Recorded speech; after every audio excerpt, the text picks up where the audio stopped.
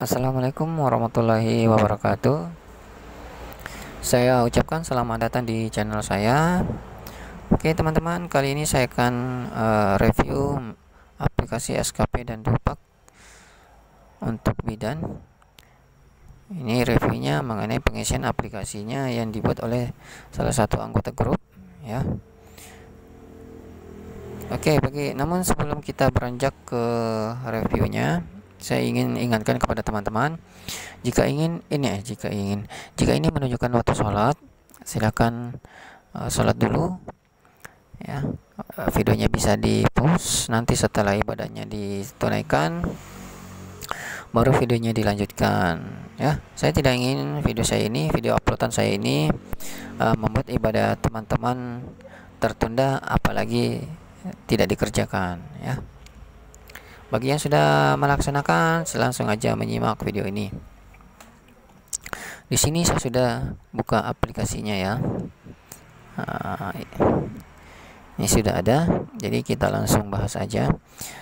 Oke, ini berada di kategori terampil dan di tingkatan mahir, ya. Jadi ini bidan mahir, ini masih kategori terampil, ya. Dan golongannya itu 3B, ya. Untuk golongan 3A 3B itu berada di kategori mahir, ya. Di tingkatan maksudnya di tingkatan mahir untuk kategori terampil. Dan untuk di 3B, posisi di 3B, ya, ini angka kredit minimalnya ini ya. Angka kredit minimalnya itu 150 jika berada di 3B. Itu yang harus dipahami dulu. Kemudian untuk naik ke jenjang 3C, ya, bidang penyelia, 3A, 3C dan 3D itu penyelia, ya. Dan untuk naik ke jenjang 3C, bidang penata di tingkatan bidan penyelia, angka kredit yang harus dicapai itu 200, ya, 200. Jadi 150 menuju ke 200. Nah, ini selisihnya 50. Nah, kita lihat, nah, di teman kita ini punya angka kredit sebesar 192,448. Nah, angka kredit ini saya nggak tahu, ya, apakah ini dari hasil PAK tahun sebelumnya ataukah ini memang berdasarkan di SK-nya, ya. Nah, kalau ini berdasarkan di SK-nya, jadi ini saya bagi dua penjelasan, ya. Pertama berdasarkan dari PAK, kemudian yang kedua berasal memang dari SK-nya, ya. Jadi kita bahas yang kedua dulu. Contohnya ketika ini memang berasal dari SK-nya, ya, SK pangkat terakhirnya 192, maka ini akan jadi poin yang sangat menguntungkan karena sudah besar duluan. Sedangkan kita sudah besar duluan. Nah, kemudian kalau berdasarkan hitungan aplikasi saya, ya, jadi itu nilai yang harus dicapai dalam setiap tahunnya itu 2,9, ya, 2,9. Jadi cara metodenya hitungnya gini, ya. 200 dikurang 152. Kan mau menuju 200 ceritanya. Maka dalam satu tahunnya, ini dalam satu tahun, ya, ini 7,6 ini dalam satu tahun, maka ini dalam 2 tahun, ya. Memburu ke 200 itu 150 mau menuju ke 200 itu harus dikejar dalam 2 tahun. Berarti ini dalam 2 tahun, ya, dalam 2 tahun. Nah, 7,6 ini dibagi 2,6. Kalau saya biasanya membagi 2,6 untuk setiap orang itu untuk naik pangkat, ya, bisa 2 tahun, ya, bisa 2 tahun. Nah, kalau berdasarkan 2 tahun itu 3,6, 3,7 bukan 2,9. Tapi kalau tim penilainya kamu bisa naik angka pangkat dalam periode 2,6 tahun, saya sih biasanya menggunakan ini 2,6 tahun, ya, 2,5 tahun. Oke, maka angka kredit yang dia kumpulkan dalam satu tahunnya 2,9, ya, seperti ini, 2,9 seperti ini. Oke. Mengapa saya bilang menguntungkan tadi? Ya, kita ke Permenpannya, ini saya sudah buka. Di Permenpannya pasal 27 ya, pasal 27. Angka kredit sebagaimana dimaksud dalam pasal 25 ayat 2 bidang kategori keterampilan ya, kategori terampil, apakah itu terampil sendiri atau di bidang mahir. Nah, untuk kategori mahir minimalnya itu ya, ini bahasanya paling sedikit setiap tahun, setiap tahun ditetapkan paling sedikit 12,5 ya, 12,5 untuk kategori di tingkatan mahir ya. Ini kembali ke sini ya, 12,5. Karena minimalnya setiap tahunnya 12,5 atau 12,50,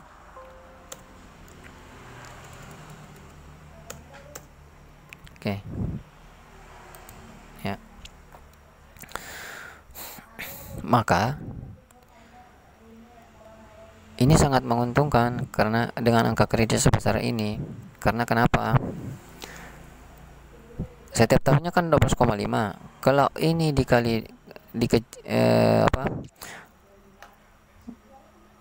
kalau ini dikerjakan selama 2 tahun, berarti kita punya angka kredit minimal dalam 2 tahun itu 25. Nah, 25 ini ditambahkan ini yang angka kredit kita di SK pangkat terakhir kita ditambahkan itu sebesar 217,448 di periode 2 tahun berikutnya. Nah, di tahun 2 tahun berikutnya ini sangat menguntungkan. Karena kenapa?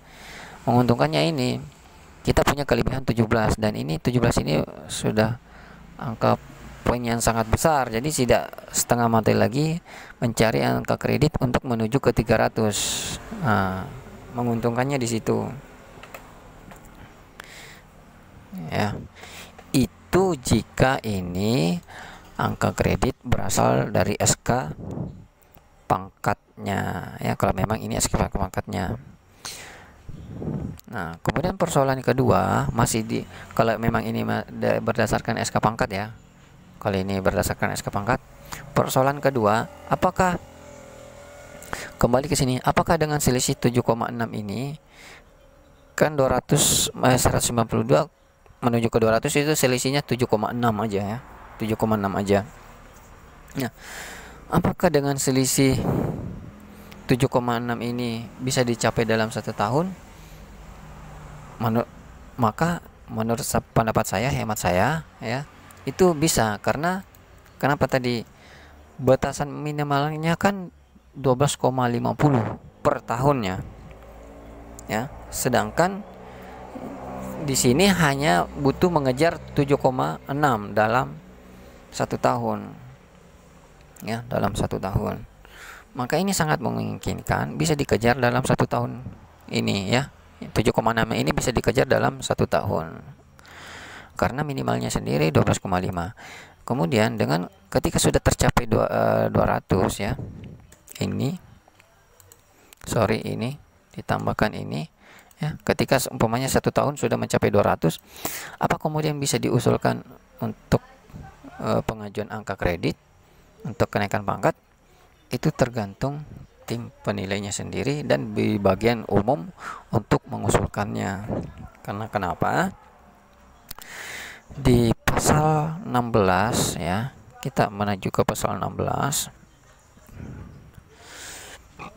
Saya scroll ke atas lagi. Nah, ini pasal 16, ada pasal 16 ayat 1 bagian H menyatakan bahwa di sini untuk persyaratan kenaikan pangkat itu memiliki pengalaman pelaksanaan tugas bidang pelayanan paling singkat 2 tahun. Artinya minimal kita kerja 2 tahun dulu baru bisa naik pangkat. Itu minimal 2 tahun ya. Apakah itu angka kreditnya bisa dikejar dalam 1 tahun atau 2 tahun? Itu redaksinya mengatakan minimal 2 tahun ya. Nah, minimal 2 tahun. Apakah setahunnya bisa dikejar kemudian untuk naik pangkat? Nah, di Permenpannya sendiri di pasal 16 sudah mengatakan minimal 2 tahun. Nah, makanya saya katakan tadi, ini tergantung kebijakannya lagi. Pasal yang mana yang mau pakai? Apakah pasal 16 atau pasal 27 tadi? Kalau dia mengacu pasal 27, maka ini sangat memungkinkan untuk naik pangkat karena sudah tercapai di 200. Dan batasan di pasal 27 tadi itu batasannya 12,5 minimal, dan ini tidak mencukupi, bukan tidak mencukupi, bahkan untuk menyentuh batasan minimalnya ada, bahkan jauh-jauh hari pun sudah terpenuhi gitu loh. Bahkan tidak, maksudnya tidak perlu, walaupun tidak perlu mengejar batasan minimal pun sudah mencukupi ke 200 untuk ke periode berikutnya. Makanya saya bilang, apakah dia mau pakai pasal 16 atau pakai pasal 27 untuk memandang pengajuan saudara ini. Jika ini memang berasal dari SK pangkat terakhir. Nah, berbeda seumpamanya kalau kasusnya ini adalah pak tahun berikutnya. Pak dari tahun berikutnya maksudnya seumpamanya ya, ini seumpamanya di SK pangkat terakhirnya 152 deh, anggaplah ya, 152 di SK pangkat terburuknya 0,42. Nah, kemudian kita mau menghitung ya, coba menghitung. Nah, berarti di pak tahun sebelumnya itu angka kredit yang barunya itu dia punya 40 angka kredit. Ini mungkin sudah dikejar 40, ini mungkin sudah dikejarnya dalam periode 2 tahun atau 1,5 tahun ya. Nah, makanya di tahun Januari, di tahun berapa ini? Di tahun 2021 angka kreditnya sudah mencapai 192. Ini oke, seperti itu ya. Jadi perkiraan saya ini mungkin berasal dari pak tahun sebelumnya ya, dan angka kredit aslinya mungkin ya, ini contoh aja, contoh kasus umpamanya 152,42 ya, ini contoh, mungkin SK di pangkatnya itu 150-an, dan sisanya itu adalah ini yang dikejarnya selama 1,5 tahun atau 2 tahun ya, makanya muncul pak 192 ya, penetapan angka kredit. Nah, lanjut lagi ke pembacaannya. Jika ini memang dari pak tahun sebelumnya, kemudian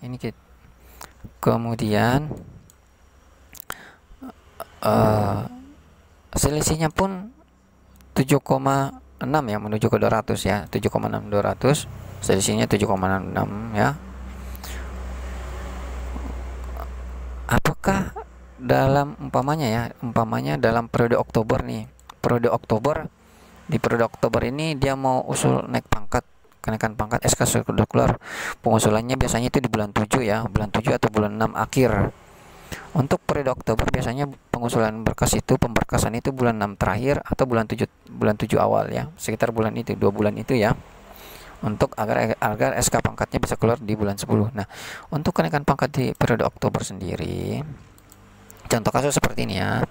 Nah, apakah dengan selisih 7,6 ini bisa dikejar dalam waktu 1 semester? Maka jawaban saya, menurut hemat saya, bisa. Karena kenapa?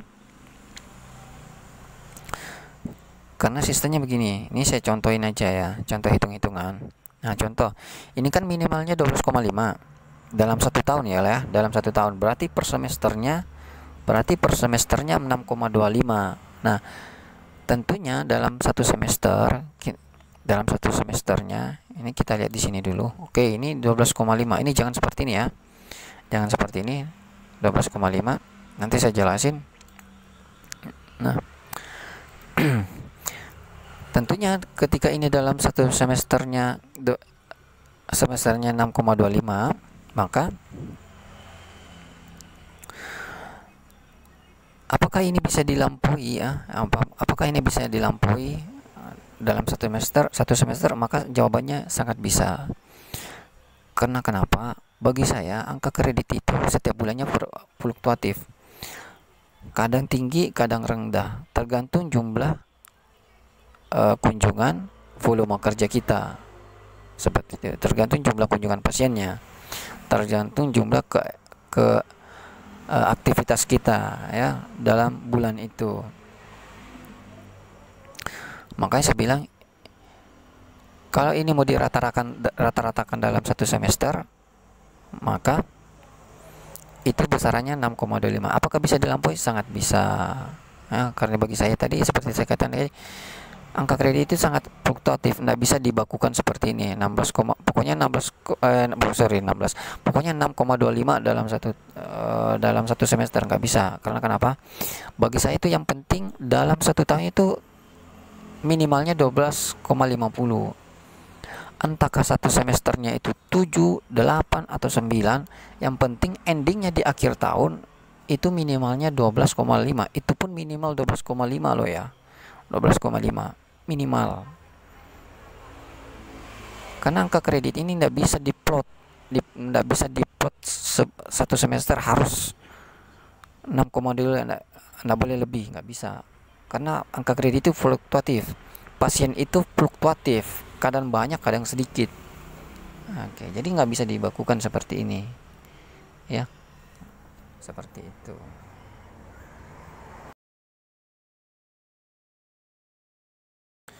Oke, lanjut lagi. Sorry, sempat terpos lagi tadi.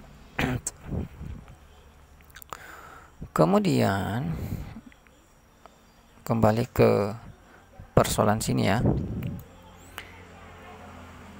Nah, apakah kemudian selisihnya ini 7,6 ini bisa dicapai dalam satu semester? Bisa. Apakah bisa diajukan untuk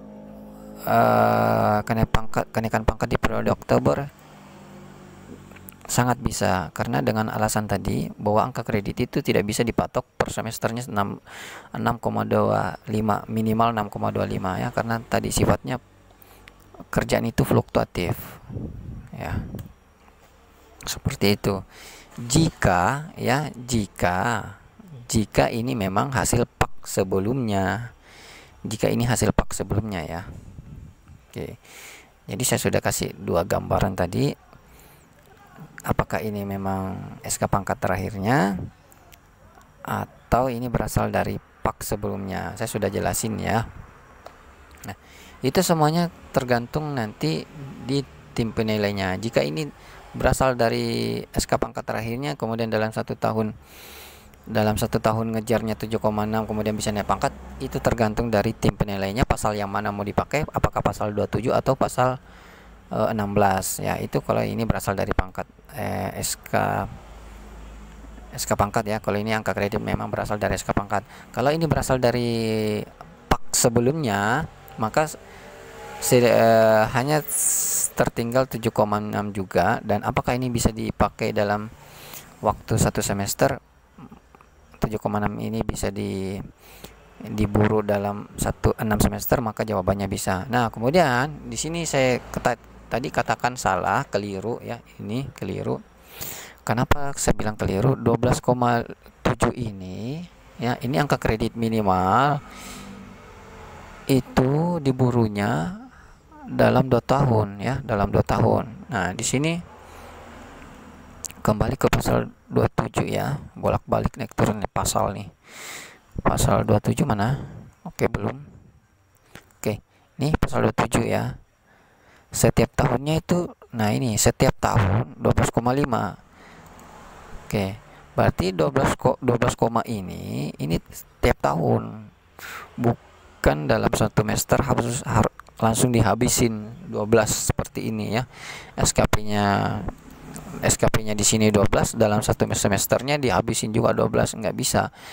Karena ini kontrak kerja setahun, kontrak kerja setahun, maka angka kreditnya harus dicapainya dalam 1 tahun, bukan dalam waktu 6 bulan ya.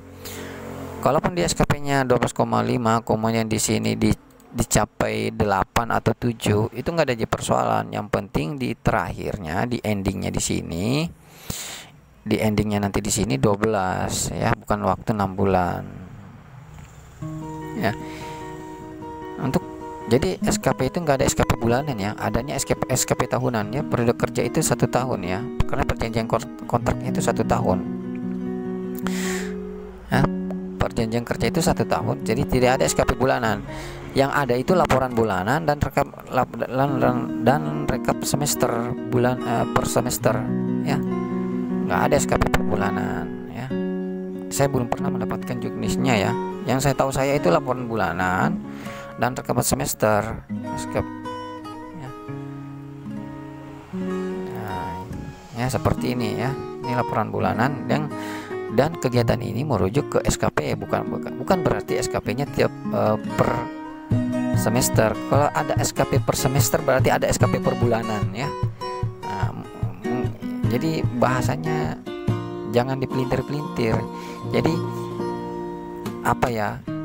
Mungkin maksudnya itu adalah urean kegiatan berdasarkan SKP.